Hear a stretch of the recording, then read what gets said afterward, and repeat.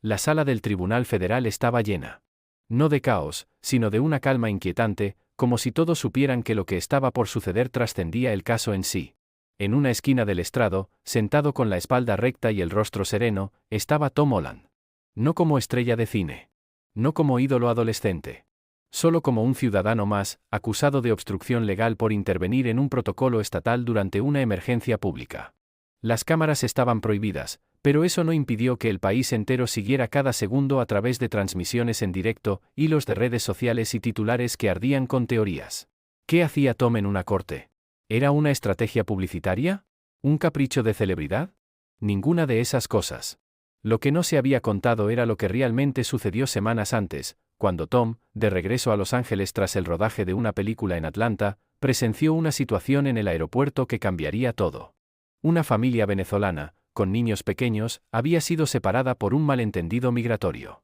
El menor lloraba desconsolado mientras su madre intentaba, sin éxito, explicarse. Los agentes seguían el procedimiento, fríos pero legales. Tom no gritó. No interrumpió. Solo se arrodilló frente al niño y le dio su gorra, hablándole con suavidad en español. Luego, usó su visibilidad, ese privilegio que él mismo no había pedido, para contactar a un abogado de derechos civiles y ofrecerse como testigo. Ese testimonio, filtrado por un funcionario, fue interpretado como interferencia en un proceso federal. Y ahora estaba aquí, juzgado por defender a un niño. El juez principal, el honorable Robert Ellison, tenía fama de ser estricto. No era alguien fácilmente impresionable, y menos por actores. Llevaba más de 30 años en el estrado, y en sus palabras, las emociones no deben contaminar la ley. Señor Holland, comenzó con voz firme, tiene derecho a guardar silencio, pero ha solicitado declarar por voluntad propia. Le advierto que todo lo que diga podrá ser usado en su contra. Tom asintió. Lo entiendo, señoría. La sala se volvió aún más silenciosa. Solo quiero decir, prosiguió, que no vine aquí a convencerlos de que soy una buena persona. Vine porque creo que lo que hice no fue ilegal, solo fue humano. Un murmullo recorrió la sala. No era desafío, ni cinismo. Era una afirmación simple. Cruda. Auténtica. El juez frunció el ceño. Este tribunal no juzga intenciones, señor Holland. Juzga actos. Tom bajó la mirada por un segundo, luego volvió a alzarla. Lo sé.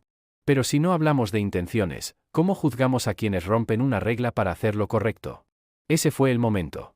El instante en que el público, el jurado y hasta los guardias se dieron cuenta, esta no era una historia de fama ni justicia fabricada. Era el inicio de algo más grande. Y nadie, ni siquiera el juez, estaba preparado para lo que vendría después. El eco de las palabras de Tom aún flotaba en el aire cuando la fiscal federal, Amanda Kellner, se puso de pie. Su rostro, firme y profesional, escondía una leve incomodidad. No era fácil contrarrestar una declaración como la que acababa de dar Holland sin parecer insensible. Pero su deber era claro, demostrar que la ley había sido violada. Señoría, dijo con tono neutro, el señor Holland, aunque con buenas intenciones, intervino en un procedimiento federal que requería neutralidad y seguridad. Su presencia generó una interrupción en la cadena de mando y expuso vulnerabilidades que no pueden ignorarse. La defensa se mantenía en silencio, liderada por el joven abogado Ethan Morales, quien había aceptado representar a Tom pro bono, convencido de que este caso no se trataba solo de normas, sino de conciencia cívica. Señoría, intervino Ethan, no podemos permitir que el cumplimiento ciego de la norma nos lleve a ignorar principios más altos. El señor Holland no rompió ninguna barrera, no impidió el accionar de los oficiales. Fue testigo. Fue humano. ¿Estamos dispuestos a penalizar eso? El juez Ellison golpeó suavemente con el mazo. El tribunal evaluará los hechos, no los sentimientos. Pero los sentimientos ya estaban sembrados. Las redes sociales explotaban con el hashtag #no fue crimen fue compasión. Periodistas constitucionales debatían sobre el rol de la moral en la interpretación legal. Figuras públicas, incluso rivales políticos, comenzaban a tomar posición. En la cafetería del tribunal, empleados murmuraban, nunca había visto al juez dudar. Un agente de seguridad confesó, mi hijo adora a Holland. Hoy lo entiendo. Pero el cambio más notorio estaba en la galería. En la primera fila, una mujer de mediana edad, con cabello recogido y ojos llorosos, sostenía una hoja impresa. Era una carta escrita por su hijo autista, quien también había sido confundido con un inmigrante ilegal 2 años atrás. La carta no pedía justicia. Solo decía, gracias, Tom. Tom no sabía que esa carta existía. Pero algo en su respiración cambió, como si sintiera el peso invisible de quienes lo observaban más allá de los muros de la sala. ¿Desea agregar algo más, señor Holland?, preguntó el juez, con voz menos severa que antes. Tom respiró hondo. Sí. Quiero recordar que la ley debe protegernos, no separarnos. Yo no usé mi nombre para exigir un trato especial. Usé mi voz porque otros no podían usar la suya. Silencio. No uno tenso. Uno reverente. Porque, por primera vez en mucho tiempo, ese tribunal no parecía un campo de batalla legal. Parecía un espejo de la humanidad misma. Y la imagen que devolvía era la de un actor que se negó a actuar. Y decidió simplemente ser. El tercer día del juicio comenzó con un clima distinto. Afuera, no solo se habían reunido periodistas y cámaras, también había personas comunes, familias, jóvenes, adultos mayores. Algunos portaban pancartas con mensajes como, el silencio no es neutralidad o, si ser humano es delito, somos culpables todos. Dentro de la sala, la tensión era palpable. El juez Ellison entró puntual, con el rostro más serio que de costumbre. Pero detrás de esa rigidez, comenzaba a dibujarse algo más, curiosidad. Y quizás, aunque imperceptible, duda. La fiscal Amanda Kellner no había perdido su firmeza. Pero sus argumentos empezaban a sonar repetitivos frente a una narrativa que trascendía el marco legal. Sabía que necesitaba un golpe decisivo, algo que devolviera la balanza a su favor. Su señoría, comenzó, presentaremos hoy las imágenes de seguridad del aeropuerto donde ocurrió el incidente. Las pantallas laterales se encendieron. Se mostró a Tom Holland arrodillado frente al niño, con una actitud calmada. Luego, se lo vio sacando su teléfono, hablando con alguien. La fiscal se apoyó en ese momento. Aquí vemos al acusado usando su influencia para llamar a un abogado antes de que el procedimiento fuera completado. Esa acción causó un retraso de 3 horas y expuso a los agentes a una presión indebida. El público observaba en silencio. Parecía un argumento sólido. Incluso algunos rostros se tensaron. Pero entonces, el abogado defensor Ethan Morales pidió intervenir. ¿Podría acercarse, señoría? El juez asintió. Ethan caminó lentamente hacia el estrado. Quiero que todos vean una cosa, dijo, señalando la imagen detenida en pantalla. Aquí, el señor Holland se inclina, no para intervenir, sino para consolar. Y cuando habla por teléfono, lo hace lejos del cordón de seguridad, sin obstruir a ningún oficial. Es más, no cruzó la línea de procedimiento. Lo que hizo fue usar su voz para llamar ayuda legal externa. Algo que, como ciudadano, tenía todo el derecho de hacer. Se giró hacia el jurado. ¿Acaso la empatía es ahora una amenaza? ¿Desde cuándo consolar a un niño es subversivo? El juez entrecerró los ojos. Parecía incómodo. No por el argumento, sino por lo que estaba descubriendo en su interior. En ese momento, alguien en la galería se puso de pie. Era un veterano de guerra, con uniforme de gala y medallas. Levantó la mano y dijo: Señoría, con todo respeto, yo he estado en situaciones donde seguir órdenes significaba ir contra la conciencia. Y si no fuera por quienes se atrevieron a decir, esto no está bien, estaríamos repitiendo horrores. Hoy, este joven hizo lo que muchos callarían. El juez golpeó con el mazo. Silencio en la sala. Pero ya no había silencio. Había una semilla plantada. Y en ese instante, se entendió que el juicio ya no era solo contra Tom Holland. Era un juicio contra una sociedad que había olvidado que el alma de la ley no es el castigo, sino la protección. La audiencia había llegado a su punto más tenso. El juez Ellison, a pesar de sus constantes llamados al orden, sabía que la sala ya no respondía solo a su mazo. Respondía a algo más profundo, a una verdad que se abría paso entre códigos y formalidades. Tom permanecía en su asiento, sereno pero visiblemente más comprometido. No actuaba. Observaba. Y cada palabra, cada gesto suyo, nacía de una convicción que no necesitaba libreto.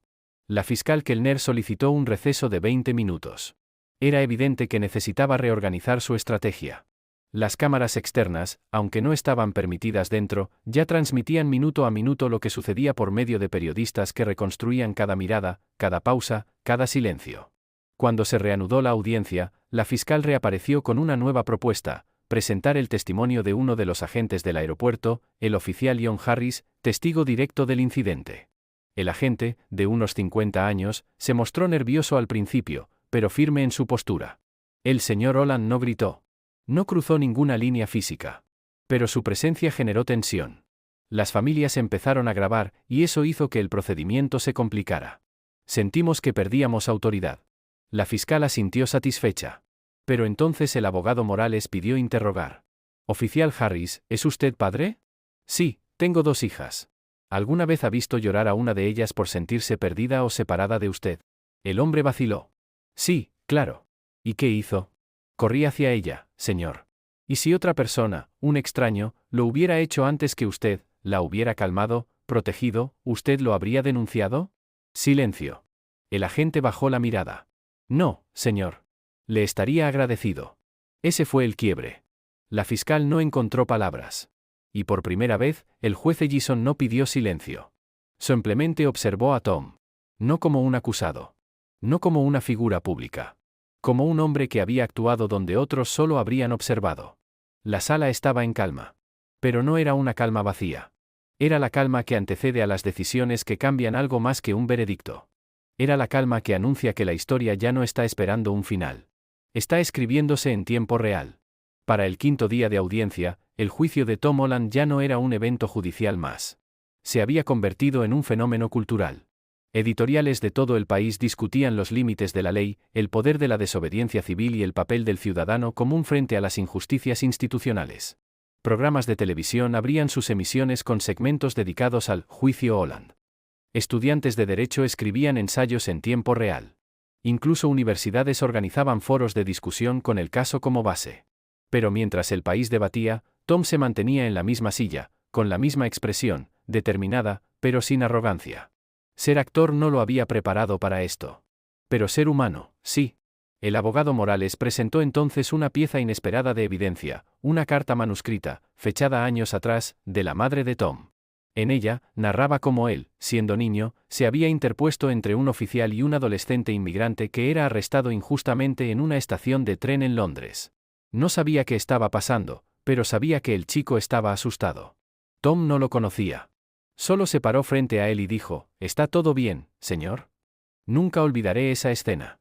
Fue la primera vez que vi a mi hijo elegir el coraje en lugar de la comodidad, leía Morales. El juez levantó la mirada. No era legalmente relevante. Pero en el fondo, sí lo era. Porque cada acto tiene raíces. Y las raíces de Tom no estaban en la fama. Estaban en una brújula moral que no había sido impuesta, sino cultivada. La fiscal Kellner protestó por lo que consideraba evidencia emocionalmente manipuladora. El juez Ellison pidió una pausa para deliberar sobre su admisibilidad. Mientras tanto, en el pasillo, un equipo de periodistas intentaba captar cada reacción, cada palabra. Una reportera susurró frente a cámara. Lo que está en juego aquí no es solo la libertad de Tom Holland. Es la libertad de actuar con conciencia en un mundo cada vez más regido por reglas sin alma. En la sala, Tom observó la carta que había sido devuelta a sus manos. No sabía que aún existía. La acarició brevemente y luego levantó la vista. No soy un héroe, dijo en voz baja, casi para sí mismo. Solo fui la persona equivocada en el lugar correcto, y decidí no mirar hacia otro lado. Esa frase, que nadie esperaba, se convirtió en titular. Asterisco asterisco la persona equivocada en el lugar correcto asterisco asterisco.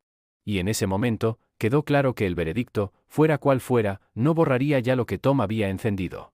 Una conversación que ni jueces, ni leyes, ni silencios podrían apagar. La mañana del 6º día, la atmósfera frente al tribunal parecía la de un acontecimiento histórico. No había solo pancartas y cámaras. Había silencio. Un silencio expectante. Como el de una nación que sabe que algo está a punto de definirse, no en una urna, sino en un estrado.